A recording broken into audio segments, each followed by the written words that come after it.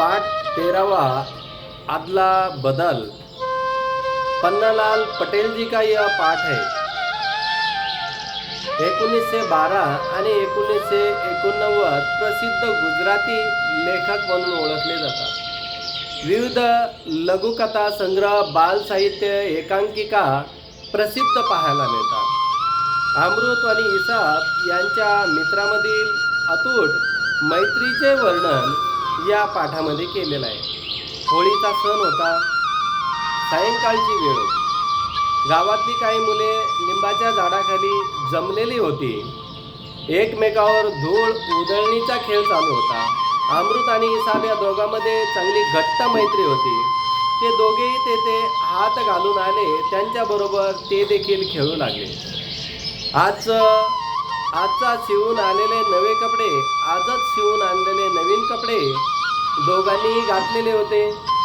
दोघांचे कपडे, रंग, आकार, कापड सर्व दृष्टीने अगदी सारखे सारखे पाहायला मिळत होते। दोघेही एकाच शाळेत एकाच वर्गामध्ये शिक्षण घेत होते। दोघांना घरे रस्त्याच्या कोपऱ्याच्या समोरासमोर होती। थोडक्यात म्हणजे दोघा मुलांना प्रत्येक गोष्टी सारख्या सारख्या करण्याची सवय आवड लागली होती। फक्त फरक इतकाच होता की अमृतला आई वडील होते आणि इसाबला फक्त वडीलच होते। दोन्ही मुले आली, खाली रस्त्यावर बसली। दोघांना एकसारखे कपडे घातलेले पाहून एक मुलगा म्हणाला, अरे अमृत आणि इसाब, तुम्ही दोघे किती एक सारखे सारखे दिसत आहात। यावरून एका वात्र मुलाला एक खोड करण्याची कल्पना सुचली। दोघांमध्ये भांडण कसं लावता येईल याची तो कल्पना करतोय। अरे दोघे कुस्ती का नाही लढत? म्हणजे तुम्हा दोघांची ताकदही एक सारखीच आहे का? एक जण दुसऱ्यापेक्षा वर चढ आहे हे तरी आम्हाला बघायला मिळेल आणि आम्हाला ते बघायचे म्हणून तो कुस्ती लावण्याच्या प्रयत्नामध्ये शक्कल अक्कल लढवतोय। पहिल्या मुलाला ही कल्पना आवडली। तो म्हणाला, खरंच अमृत, तुम्हा दोघांपैकी कोण वरचढ आहे हे आपण बघूया।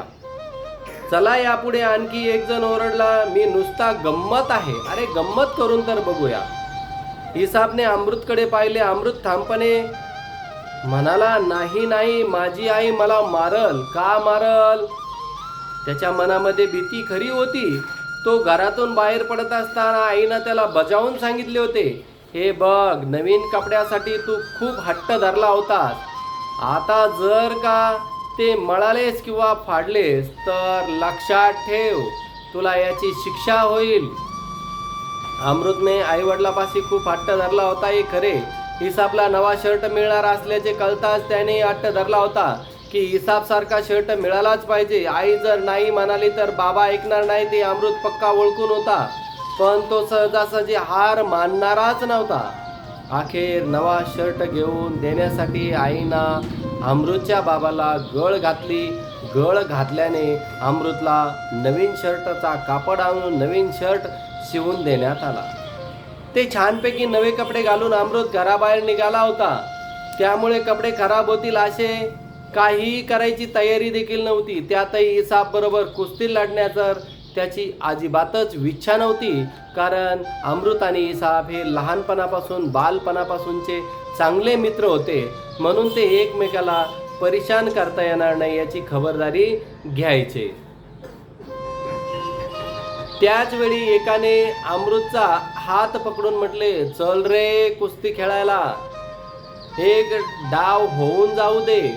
त्याने अमृतला मोकळ्या मैदानात घेऊन खेचले। त्या मुलाच्या तावडीतून सुटायची अमृतने खूप धडपड केली आणि म्हणाला, हे बघ केशव, माझी कुस्ती खेळण्याची मुळीच इच्छा नाही, तू मला आता सोड।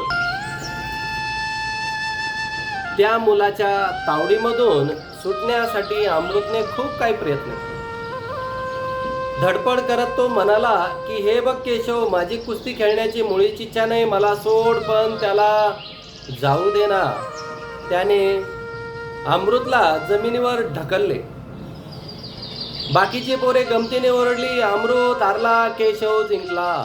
कारण दोघांमध्ये शर्त लावायची होती, दोघांमध्ये कुस्ती लढून आणायची होती।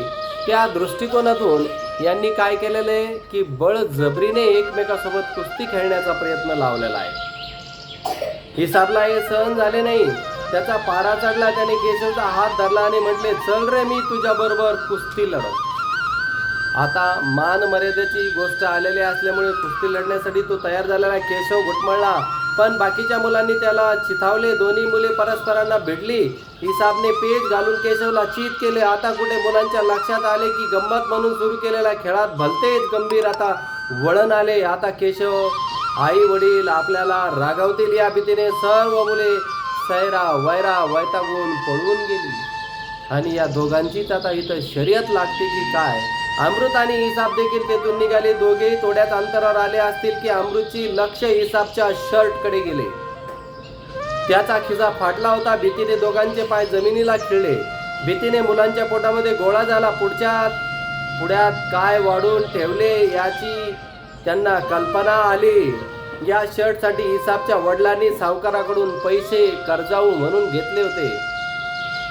कापड विणण्यात आणि शर्ट शिवून घेण्यामध्ये खूप काही खर्च देखील झाला होता हे चांगल्या प्रकारे त्याला माहीत होते आणि हाच तो शर्ट आता फाटलेला आहे। अचानक अमृतला एक कल्पना सुचली। त्याने इसाबला एका बाजूला ओढून नेले। स्वतःच्या शर्टची बटन काढत अमृत म्हणाला, चल लवकर काढ तुझा शर्ट, हा माझा शर्ट तुझ्या अंगामध्ये घाल। कारण घरी गेल्यावर काय परिस्थिती बेतणार होती या परिस्थितीचा भान झाल्याच्या नंतर फाटलेला शर्ट जर का आई वडिलांनी बघितला तर त्याला शिक्षा होईल, म्हणून त्याने काय केलेलं आहे की तो शर्ट बदलण्याचा आग्रह धरलाय। पण तुझं काय, तू घालणार? इसाबने विचारले। तुझा शर्ट मी घालेन, अमृतने उत्तर दिले आणि इसाब शर्टची बटणे काढू लागा, शर्टची आदला बदल। पण त्याने काय होणार? तुझे बाबा तुला मार देतील रे, तुझा खिसा कसा काय फाटलाय, तू काय केलंय, तू वडिलांना काय उत्तर देशील, असा दोघांमध्ये प्रश्नांचा संवाद सुरू झालेला आहे। खरंय ते मला मारतील पण मला वाचवायला आई आहे। अमृत उत्तरला की मला जर बाबा मारायला लागले तर माझ्या बाजूने आई येईल आणि आई बाबाला मारू देणार नाही, पण तुला मारायला जर का बाबा सुरुवात केली तर तुला आई नसल्यामुळे तुला वाचवल कोण? इसाब घुटमळला। त्याने त्याच वेळी त्याला कुणाच्या तरी खोकण्याचा आवाज जवळून ऐकू आला। दोघा मुलांना झटपट शर्टची अदलाबदल केली आणि गल्ली बाहेर आली। मग सावकाश घराकडे चालू लागले। भीतीने अमृतच्या छातीमध्ये धडधड होत होती, पण त्याचे नसीब चांगले होते। तो होळीचा दिवस होता। या दिवशी झोंबाझोंबी होणार हे ठरलेच असतं। अमृतच्या आईने जेव्हा त्याचा फाटलेला शर्ट पाहिला आणि तेव्हा आई त्याला विचारायला सुरुवात केली, तेव्हा तिने फक्त कपाळाला आठ्या घातल्या आणि त्याला माफ करून टाकले। सुई दोरा घेऊन तिने त्याचा फाटलेला शर्ट शिवून दिला। मुलांना भीती गेली। दोघेही पुन्हा हातात हात घालून बाहेर होळी पेटवली होती ती बघायला निघाले। शर्टची अदलाबदल केल्याने एका मुलाच्या लक्षात आले। त्याने त्या दोघांच्या आनंदावर विरजन घालत टोमण्या मारला, असं तुम्ही तुमच्या शर्टची अदलाबदल केली आहे तर, आणि तुमचं घरी भांडण कसं लावायचंय, तुम्हाला घरी शिक्षा कशी करायची ते मला चांगल्या प्रकारे माहीत आहे। म्हणजे भांडण लावणारा भांडण लावण्यासाठी पटाईतपणा करत होता, डोक्याची युक्ती शक्ती लढत होता। आता ही गोष्ट आपल्या आई वडिलांच्या कानावर जाईल या भीतीने दोन्ही मुले आपल्या घराकडे धावत धावत सुटलेली आहेत। इसाबने बाबा अंगणात खाटेवर बसले होते। त्यांनी दोन्ही मुलांना हाक मारली, अरे असे मित्रापासून का पळतायत रे, या इकडे बसा माझ्यापाशी। त्यांनी अमृतला हाक मारली। त्याला बरोबर घेऊन थेट त्याच्या घरी गेले। त्यांनी अमृतच्या आईला हाक मारली। ती घरातून बाहेर आली। हसनबाई म्हणाले, भाभी आजपासून तुमचा हा अमृत माझा मुलगा बरं का? भाभी थोड्या अचंबित झाल्या। त्यांनाही काय करावं असं समजत नव्हतं। ती हसत म्हणाली, काय झालं हसनबाई, अहो तुम्हाला एका मुलाकडे बघायला होत नाही तर या दोघाकडे तुम्ही कसे बघा? खरी गंमत तर हसनबाई काय करतात हे आईला समजतही नव्हते।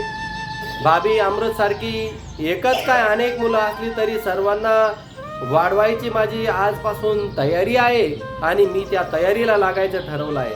हसनबाई भाऊकपणे दाटून आलेल्या गळाने कंठातून बोलत होते.